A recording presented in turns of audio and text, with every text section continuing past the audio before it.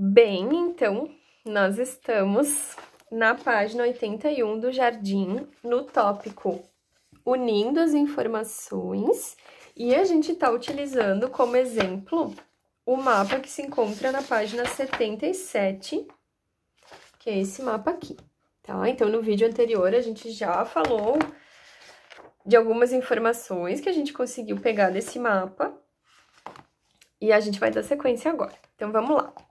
O mapa é um conjunto, um composto de informações que conversam entre si e precisa ser olhado de um modo abrangente para ser melhor assimilado. Assim como nós. Somos um complexo de hábitos, crenças, pensamentos e sentimentos que se conectam mutuamente. Antes de olhar cada pequena parte, é necessário observarmos o contexto de modo amplo. Do contrário, há o risco de sermos reducionistas diante de um mapa ou pessoa. Então, antes de eu olhar os detalhes, sim, eu preciso entender o maior, né? Então, e aí é algo que a gente vai fazendo uma troca constante, né? Na verdade, não é algo que, olhei o maior, agora eu vou olhar o detalhe, e deu.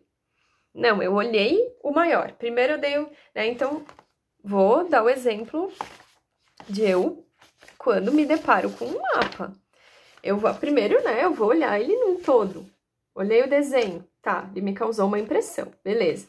Aí eu vou olhar a tabela aqui, né? A tabela, ela já é um detalhe, já detalhei um pouco. Tá, olhei a tabela, eu vou voltar a olhar o mapa como um todo. Deixa eu olhar aqui, nossa, casa 6, muitos planetas, né? Detalhei um pouco, voltei a olhar ele como um todo. Deixa eu ver, ascendente é tal, né? No caso aqui, Sagitário. Onde é que tá Júpiter? Tá aqui na casa 3. Tá em que signo? Tá conversando com quem? Tá interagindo? E vou detalhando, mas o tempo inteiro a gente vai fazendo esse jogo, tá? Entrei no detalhe, voltei pro amplo.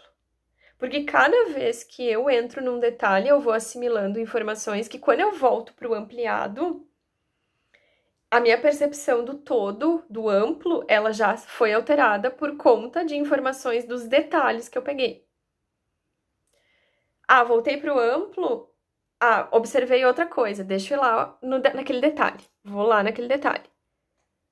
Tá? E eu vou olhando para aquele detalhe já com as informações desse ampliado, então é o tempo inteiro. É o tempo inteiro esse jogo, tá? Isso é bem importante também da gente ter em mente quando tá fazendo a interpretação de um mapa, tá? Assim como quando a gente tá interagindo com alguém, conversando, conhecendo alguém, né? Eu quis fazer esse paralelo com pessoas, porque é isso, né? A gente tá o tempo inteiro fazendo tendo essas percepções, né?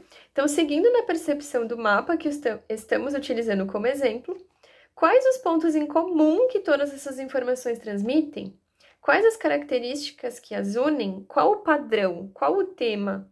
Observar desse modo nos auxiliará a chegar no cerne, no miolo do mapa. Então, lá no outro vídeo, a gente falou um pouquinho, né, sobre, é um mapa com muito elemento ar, é um mapa com bastante signos mutáveis, é um mapa de cruz mutável, é um mapa com um desenho dinâmico. Então, a gente vai entendendo a temática desse mapa. Não é para reduzir o mapa a isso, de nenhum modo. Muito pelo contrário, é simplesmente para a gente ter uma base. Uma base, como é que a pessoa dona desse mapa, ela reage, como é que ela se comporta, como é que... Isso vai nos dar a base, o tema daquele mapa. Para esse tema, essa base da estrutura do mapa, que é isso que a gente está olhando aqui, isso faz com que a gente consiga entender e interpretar muito melhor qualquer área do mapa. Qualquer situação que aquela pessoa, dona daquele mapa, vai nos trazer.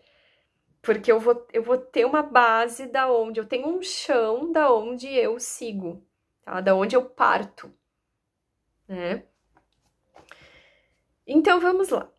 Observando o desenho do mapa, vemos que apresenta formas mais triangulares, indicando movimento, informações circulando constantemente, né? Então, sim, tem triângulos aqui embaixo, né? No outro vídeo eu falei mais sobre como ele tem linhas que dá a sensação, né, de que vai para uma, depois volta para outra. Ele tem essa coisa bem dinâmica, mas se a gente olhar de pertinho, sim, né? Ele não tem quadrado, ó, ele tem uma linha aqui mais reta e outra aqui embaixo, mas ele não forma um quadrado. Agora, triângulos, a gente consegue enxergar, assim, alguns aqui embaixo, tá? Mas ele é um mapa de muitas linhas dinâmicas também, né? Então, é um mapa que ele vai indicar movimento, informações circulando constantemente.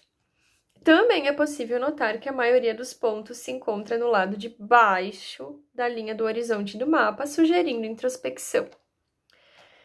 E daí eu fiz uma observação aqui. Introspectivo não significa que não se comunique, apenas que o que comunica para o mundo é apenas uma pequena parte da quantidade de informações que se passa dentro da sua mente. Ou seja, há uma tendência a investir seu tempo e energia maquinando internamente sem externar isso, tá? Então, isso é bem importante da gente entender, né? Porque é um mapa de alguém muito mental, com muita informação circulando, mas não quer dizer que a pessoa vai colocar isso tudo para fora, até porque é um mapa mais introspectivo.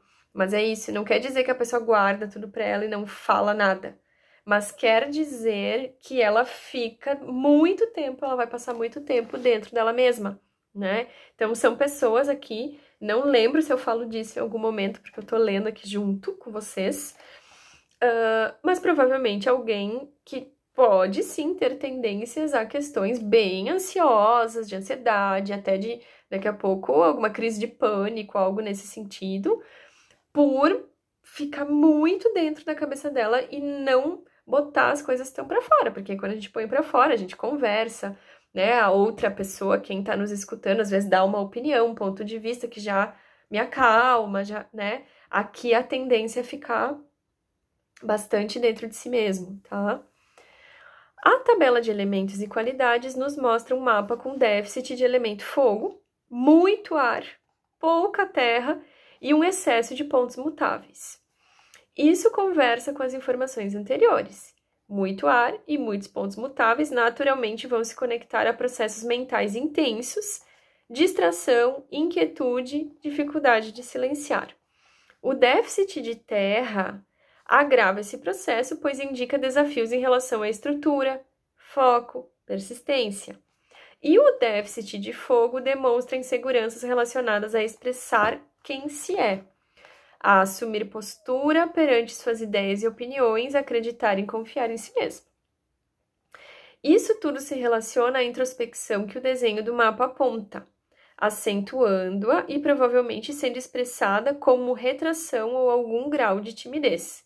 Também pode acontecer, né? Da pessoa, como ela fica ali muito dentro dela, ela pode às vezes evitar essa coisa da comunicação, às vezes por ter dificuldade de botar para fora tanta informação, ela não sabe nem o que escolher, né? A pessoa pode passar por fases assim, principalmente quando mais nova, né?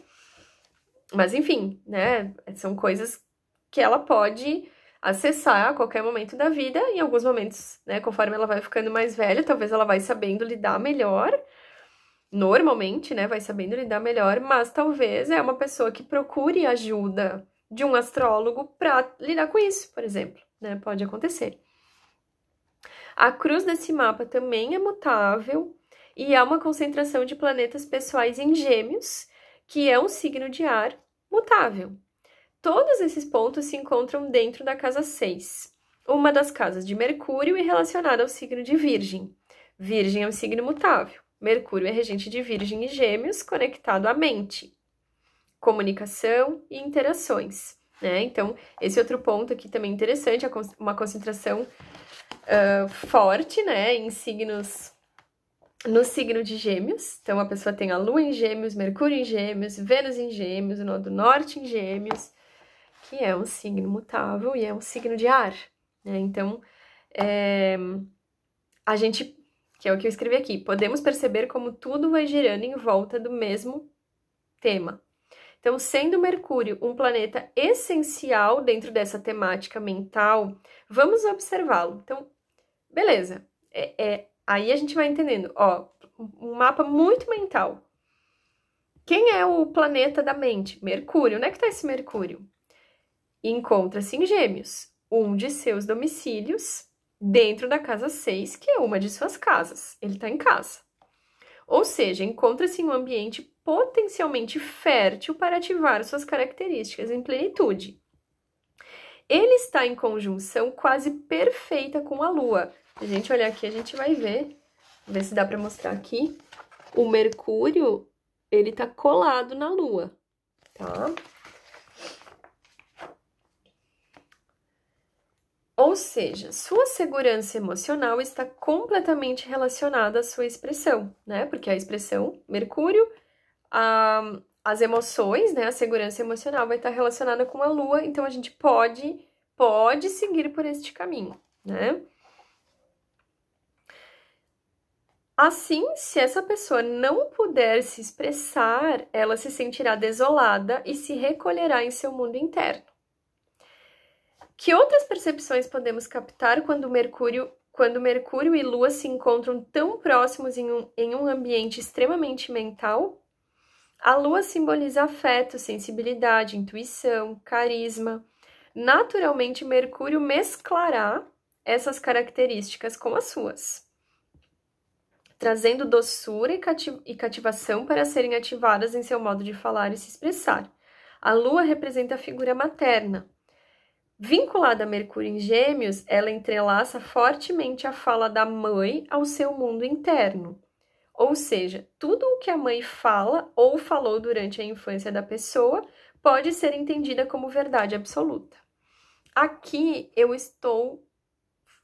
para a gente entender como que se chega nessas conexões. Quando a gente procura ele no Google, Mercúrio em conjunção com a Lua, vai ter lá várias coisas. Da onde sai isso?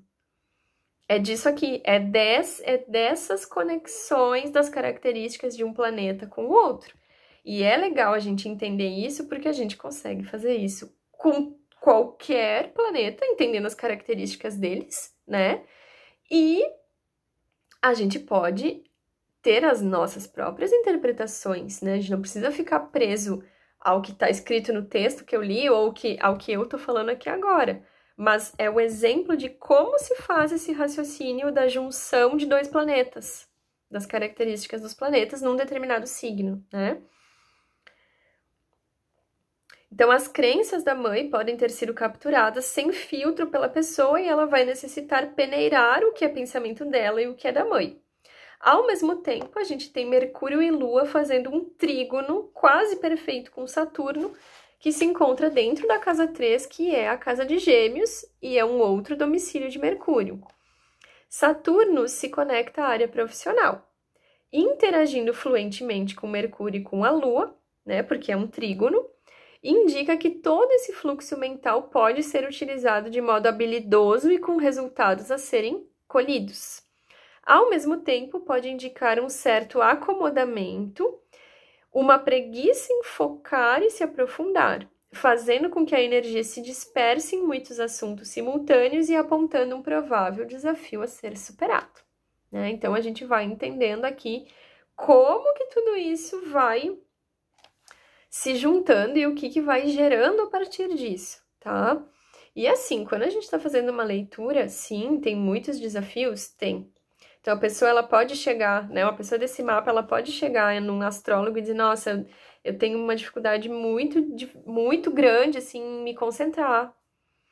Eu me disperso muito, né? O foco... Isso, a gente precisa entender que eu não vou alterar a dispersão da pessoa, né? Assim, a pessoa, ela vai deixar de ser dispersa. Não, o que eu preciso entender? Eu preciso entender no que é que a pessoa se concentra, o que é que chama a atenção dessa pessoa para ela conseguir, para eu conseguir auxiliar ela a utilizar todo esse mecanismo que ela tem disponível aqui, que é incrível, né? Uma pessoa aqui com nossa, um poder mental absurdo, mas sim, é muito fácil de se dispersar. Ela vai precisar entender como que ela faz para se focar, como que ela faz para fazer uma coisa de cada vez. O que mantém ela concentrada? Eu vou ter que, por meio do mapa, ir entendendo isso junto com a pessoa. E aí é na conversa com a pessoa. Tudo bem, eu posso dar sugestões, eu posso dar ideias, eu posso, né? Mas eu vou entendendo com o retorno da pessoa, com as contribuições da pessoa junto. Isso é bem importante, tá? Então, esse é um ponto, né? Eu sei que quem me assiste aqui muitas vezes utiliza essas informações para leitura para si mesmo, mas às vezes para amigos, para pessoas próximas, familiares, enfim, ou atendendo, enfim, né?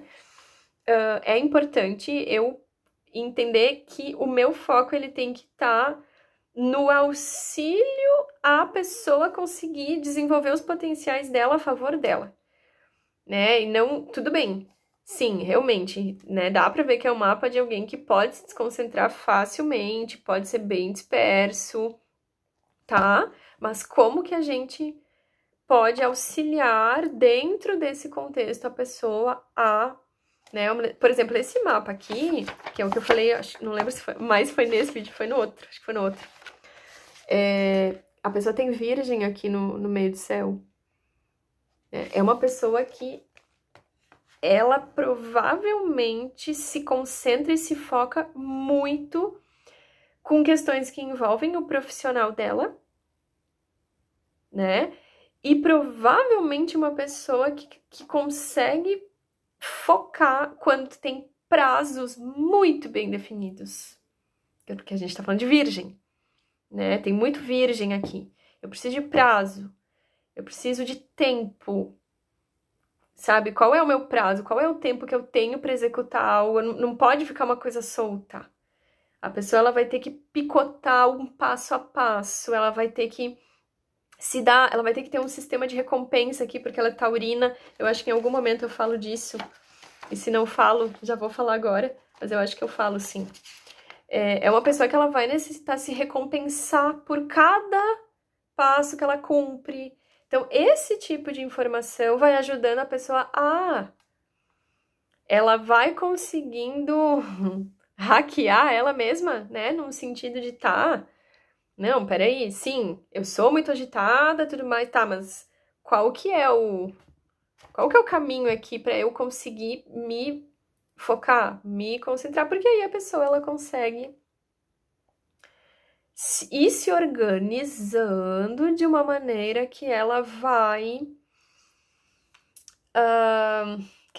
se sentindo mais no controle dela, que ela vai se sentindo mais independente, que ela vai se sentindo, eu não sou, né? Porque esse mapa aqui é um mapa de alguém que facilmente se sente refém da sua mente.